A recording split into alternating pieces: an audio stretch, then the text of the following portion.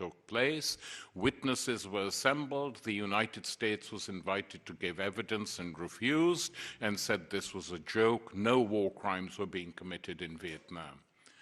A few months later, the huge war crime at My Lai, when they wiped out women and children, and it was recorded, became public, and the entire argument against our war crimes tribunal disappeared in a flash in the middle of a tragedy. And I don't like to say this, but the recently deceased General Colin Powell, who's been, subjected to massive praise and effusions in the media, was one of the senior officers, not then a general, a colonel, who helped to cover up the My Lai massacre for a long, long time. So criminal enterprises like this are part and parcel of the wars that are waged. Now, Julian exposed another set of wars. Basically, he exposed the so-called war on terror, which began after 9/11, has lasted 20 years, has led to 6 wars, millions killed, trillions wasted.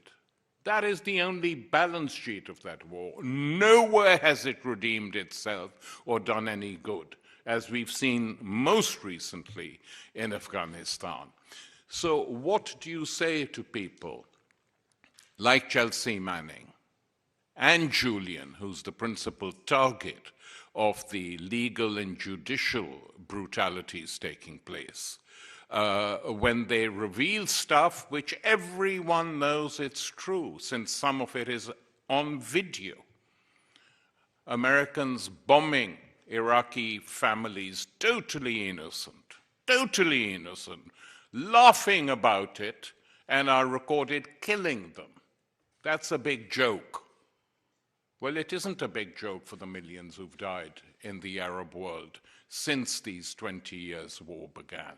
And Julian, far from being indicted, should actually be a hero.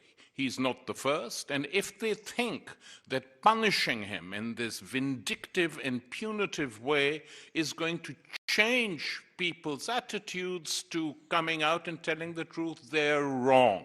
They always think this.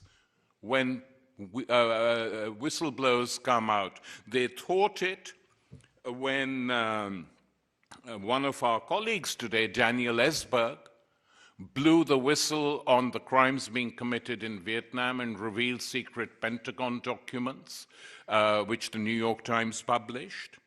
Just like the New York Times, The Guardian, El País, Republica published the documents that WikiLeaks released. It wasn't so different.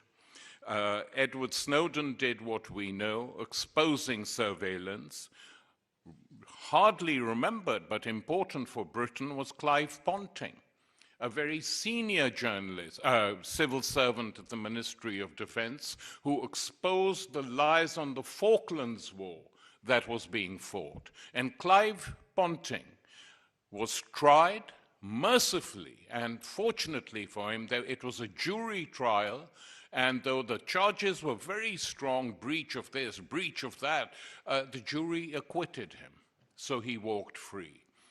Julian is unfortunate to be captured by this particular state and its different apparatuses in order to appease the United States of America. He should never have been kept in prison for bail. He should not be in prison now awaiting a trial for extradition. He should be released, and I hope that acts like the Belmarsh Tribunal will help to bring that nearer. Thank you, Tariq, and thank you for mentioning Afghanistan, which brings us directly to our next member of the Belmarsh Tribunal.